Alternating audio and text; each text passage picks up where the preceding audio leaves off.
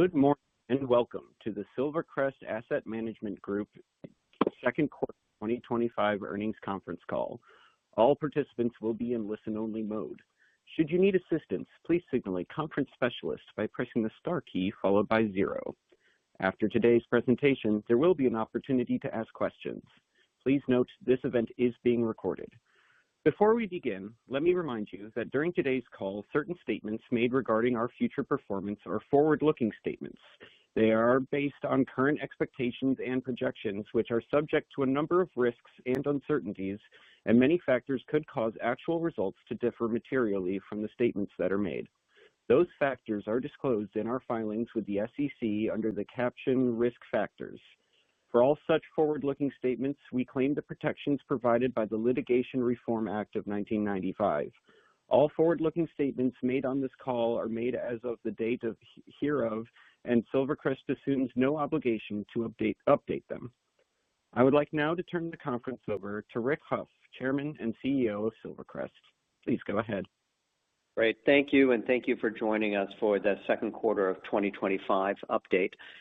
Our discretionary assets under management increased $1 billion during the second quarter, primarily due to strong markets.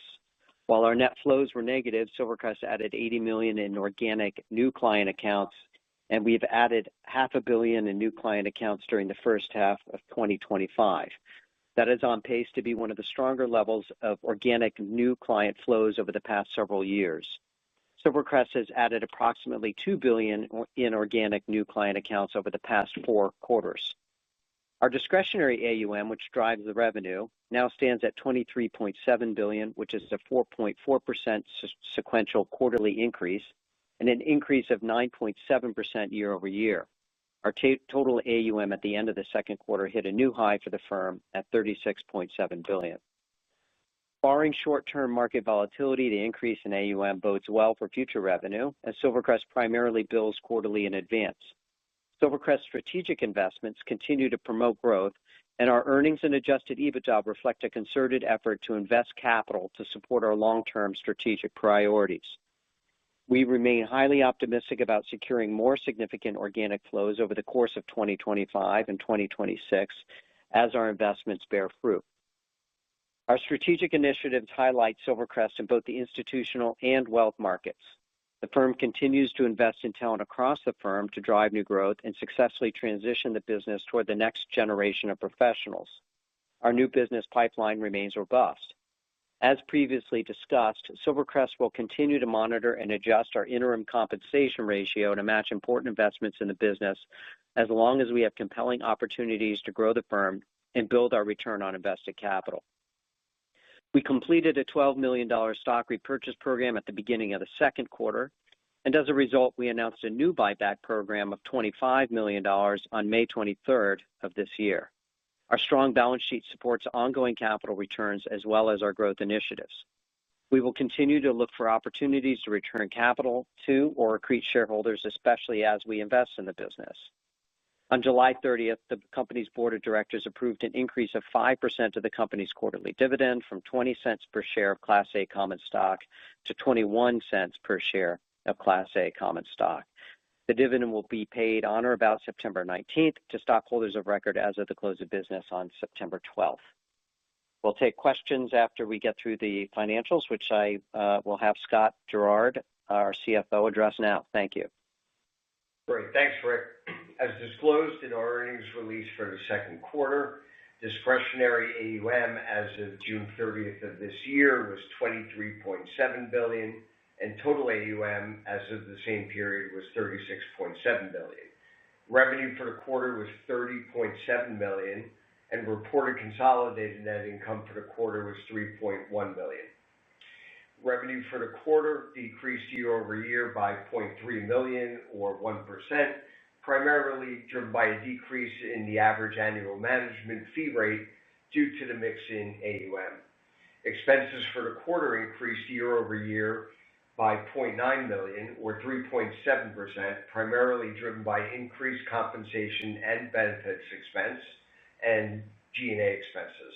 Compensation and benefits for the quarter increased year over year by $0.3 million or 1.7%, primarily due to increases in salaries and benefits expenses, primarily as a result of merit-based increases and new hires, which drove the higher recurring cash compensation ratio.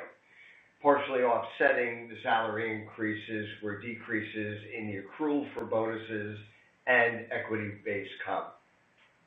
G&A expenses increased by $0.6 million, or approximately 8.8%, primarily due to increases in professional fees, occupancy and related expenses, marketing and advertising, shareholder expenses, and travel and entertainment expenses.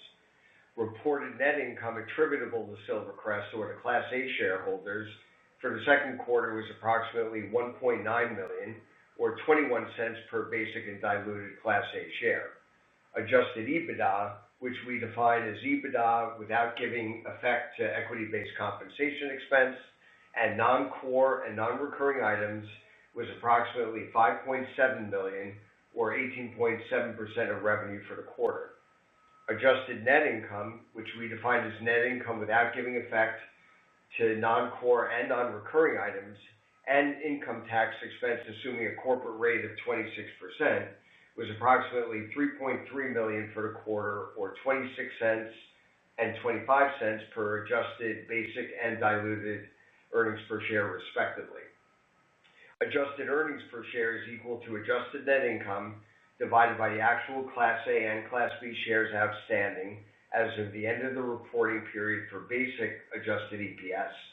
And to the extent diluted, we add unvested restricted stock units and non-qualified stock options to the total shares outstanding to compute diluted adjusted EPS.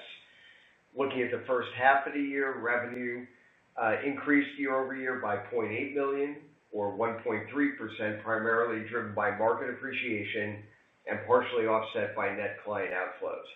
Expenses for the first half increased year over year by $3.1 million, or 6.3%, primarily driven by increased compensation and benefits expense and G&A expenses.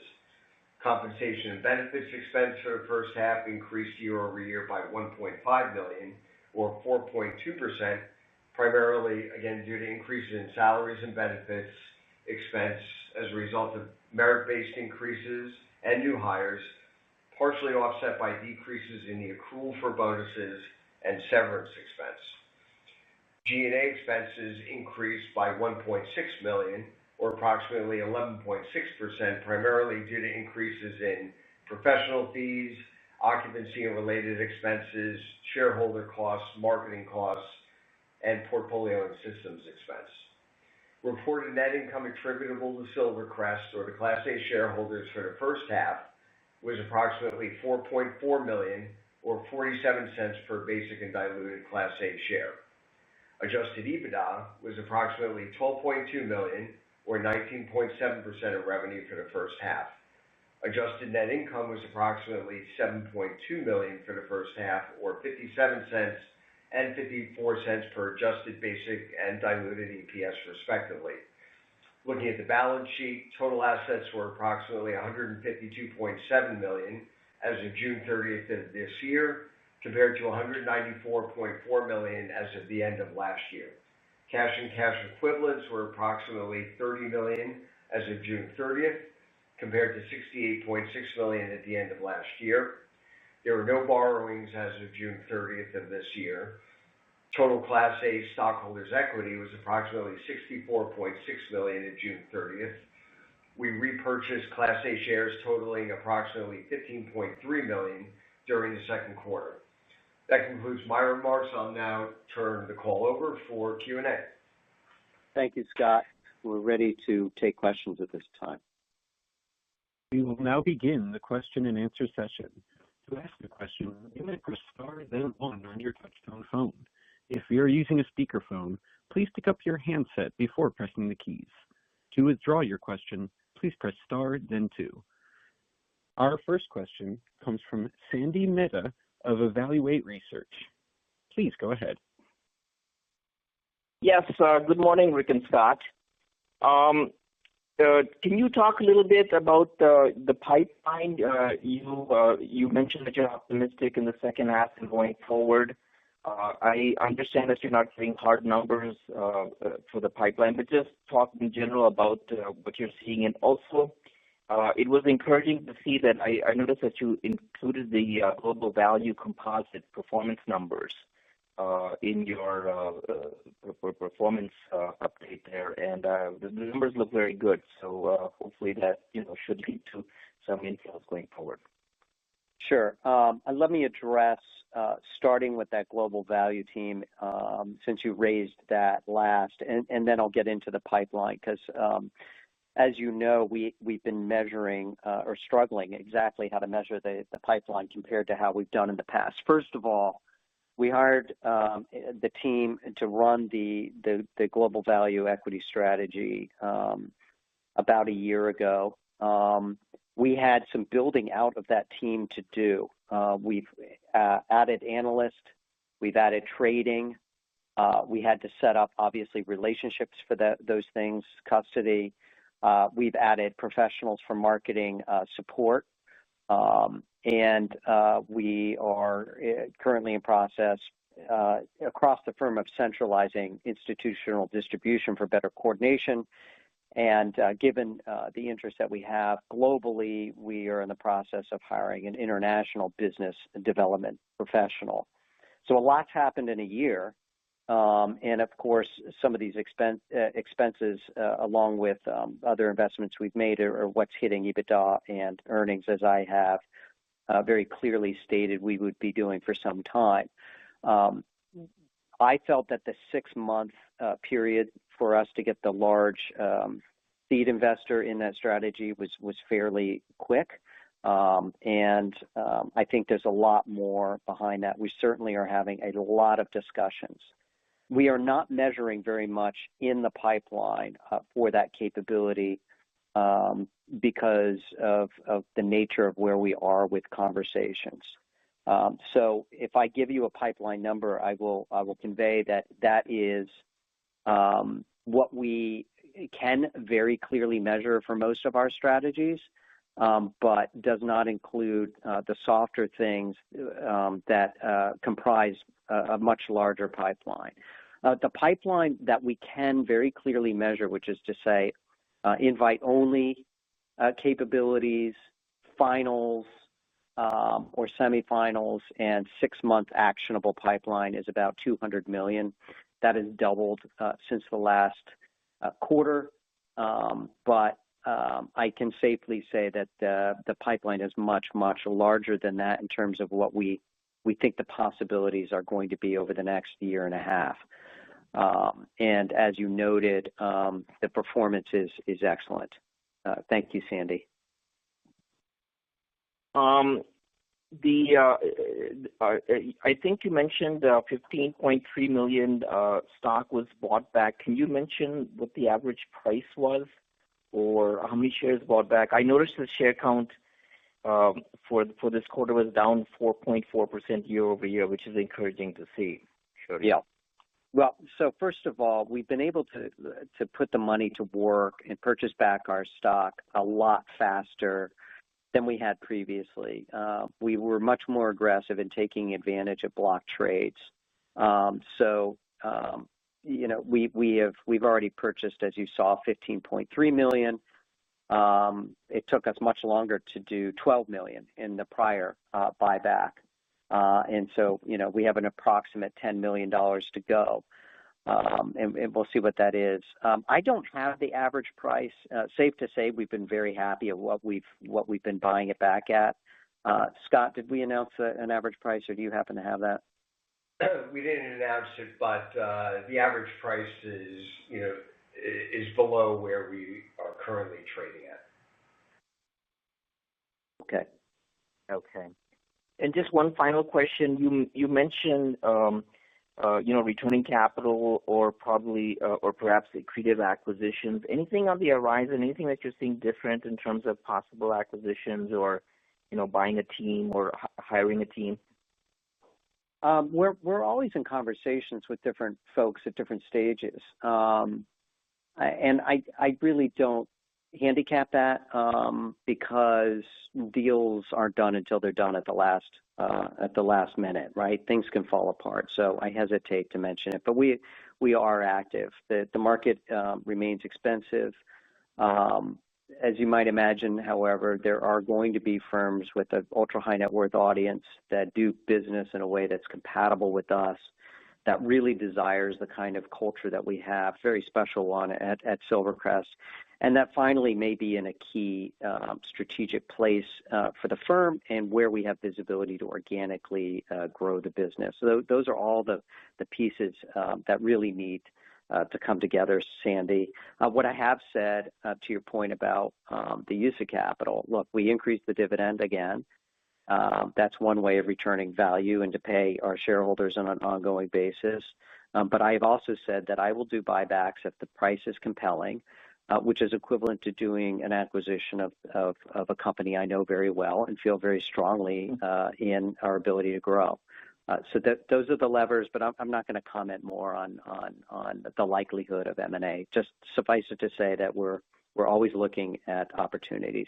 With regards to lift outs, those two have potential, and I think it actually the possibility for that has increased a bit compared to, let's just say, the prior 5 years, which is an interesting development.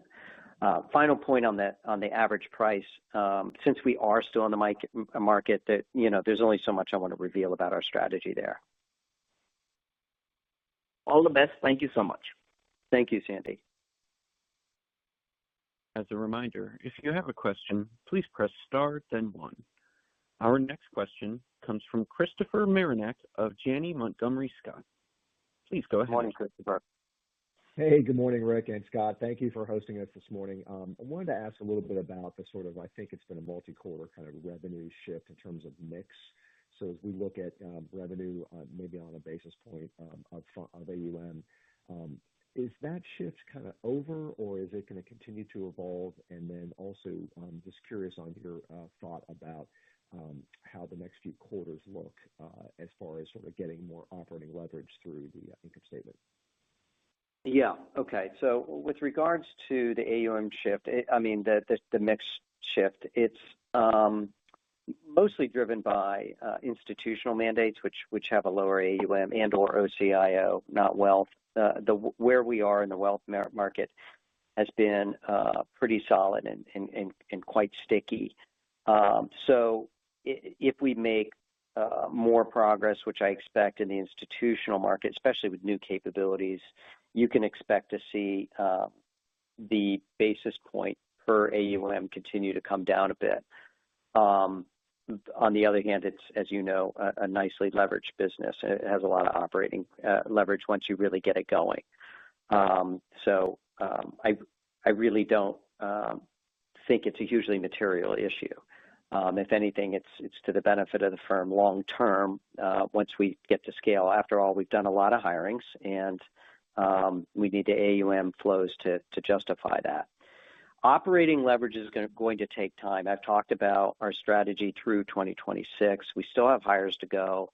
We have initiatives in right now alone in Atlanta, in Dublin, so we have access to the EU. We're working on a trust. We've already started our process with the Central Bank of Ireland that allows us to directly market, very important to us.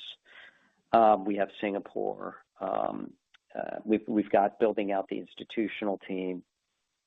So you start adding that up, and it's we've added to family office services, and we also have transitions happening at the company. So it's going to take a while for us to get the operating leverage. But once the flows, if they continue, which has been a pretty good pace, and the hiring will eventually slow, we should see significant operating leverage on par with what we used to have at the firm before we started making these investments.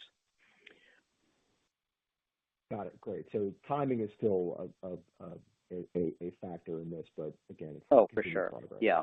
Sure. Yeah. Okay. Yeah. We're very pleased at the progress we've made. we've only just hired some of these folks, including, some of the marketing organization. A lot can change quickly, but, we do have a lot of initiatives. So, keep looking through this year. Understood. And the same is going to go for the G&A expense ratio, the comp ratio, and then EBITDA margin. It's all kind of part of the same point you're making. Yeah, they all are related. Obviously, there's more travel for marketing right now, and that's unrelated to revenue. It's revenue yet to come, so that pushes up G&A. We have identified some savings in G&A. That'll help a bit, and that'll be coming across in a couple of quarters. But that activity goes right in line with the heavy marketing that we're doing to organically grow the company. Great. And last question for me, just to get a little more granular on the OCIO business. Is that pipeline as good as you wanted it to be? Is it going to contribute more to the overall mix? I know it is, crossed through, certain size barriers a quarter or two ago. Yeah, that pipeline has come down a bit. It could be stronger. It has been stronger, so I would like to see that increased. We have a finals coming up as part of the pipeline for $100 million in this next quarter. I think I'd mentioned previously that OCIO team actually won a family office of $300 million a couple of quarters ago. That's now.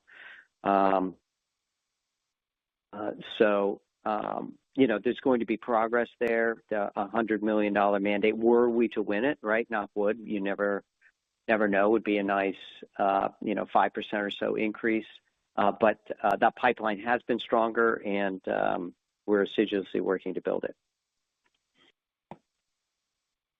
Great. Thank you for all the background today and for taking our questions.